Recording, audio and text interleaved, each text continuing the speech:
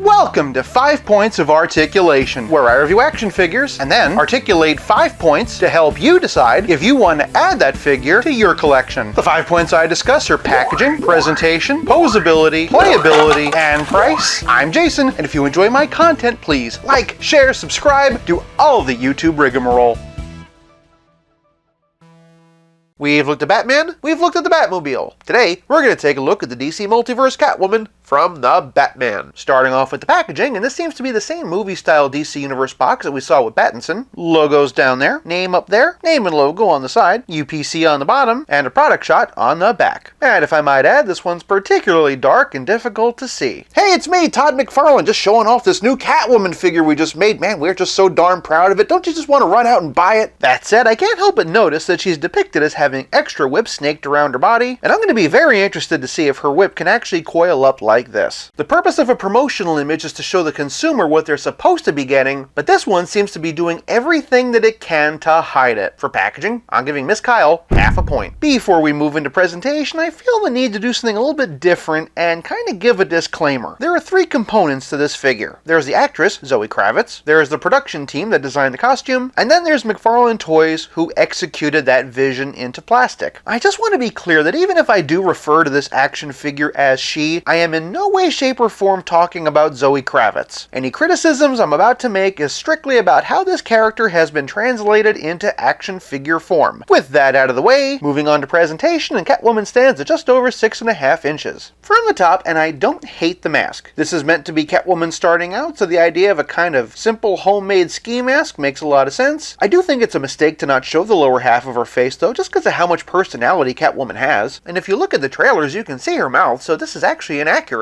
And on the subject of making bad calls, side-eye is always a mistake. It's when we move down to the body that things really start to kind of fall apart. Her shoulders, for example, they just jut out so much. At first I thought that they were just kind of bunched up and that I could push them down, but no. As a result, it kind of makes it look like she's got a hunch. That said, I like the collar and the zipper, and I also like the belt. But when we zoom in and see just how cinched off that waist is, it just looks so unrealistic. Like, I've heard of an hourglass figure, but this is ridiculous. Also, and there's just no delicate way of saying this, we need to address Catwoman's butt. Specifically, how bunched up it is. The problem is that it doesn't come out far enough to cover the lower back, and so it gets caught under the articulation. I'm going to take a moment to soak her in some hot water and hope that that maybe softens things up. Because if there's one thing that a cat loves, it's a bath. And there you go. Not really a whole lot less bunchy, unfortunately. Moving on. One thing I do like is all the different textures. You've got the kind of leather paneling on the front and the more knitted fabric on the sides. You can see a lot more of those different textures on the legs, some ribbing around the knees, and very practical wedges, perfect for scaling buildings and vaulting off of rooftops. Unfortunately, because of how slender her legs are, the ankle balls are particularly egregious. So, between the hunchback, and the cankles, and the vampire waist, and the bunched up dump truck, what's left to say about this figure?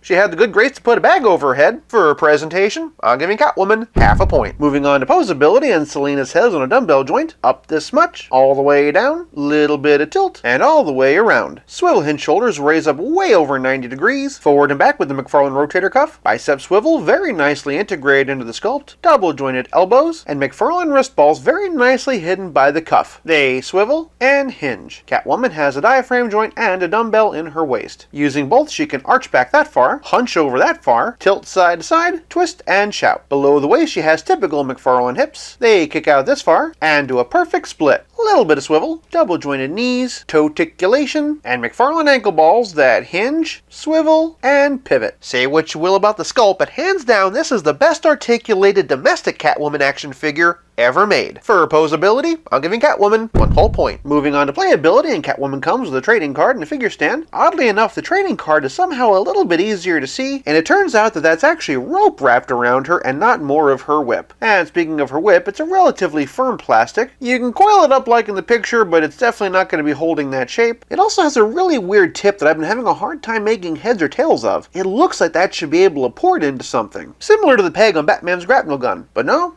nowhere to plug it in. This is just what the tip of her whip looks like, and she holds it like so. It always bummed me out that Anne Hathaway's Catwoman didn't have one, so this is pretty nice to see. Double checking the trading card, and there's actually a band around the whip to help make it hold this shape. Not only that, but if you look at where the robe is, it actually hides her articulation points to give her a more natural silhouette. But playability is more than just accessories and false advertising. It's also about how well your figure plays with others. For a Catwoman comparison, here she is with Michelle Pfeiffer from Batman Returns. This was actually the very first all-plastic Catwoman figure ever made. Next up, here she is with Legends of Batman. This, of course, was inspired by the Jim Balent era design. Next up, we've got Legends of the Dark Knight. Notice the similarly robotic-looking whip. Here we have the Hush version by DC Direct. I think it's safe to say that this version of Catwoman is the one that the movie draws the most inspiration from. Here's a Silver Age Catwoman, also by DC Direct. Here we have the DC Designer Series Greg Capullo version. A lot of similarities there, too, between the zipper and the boots.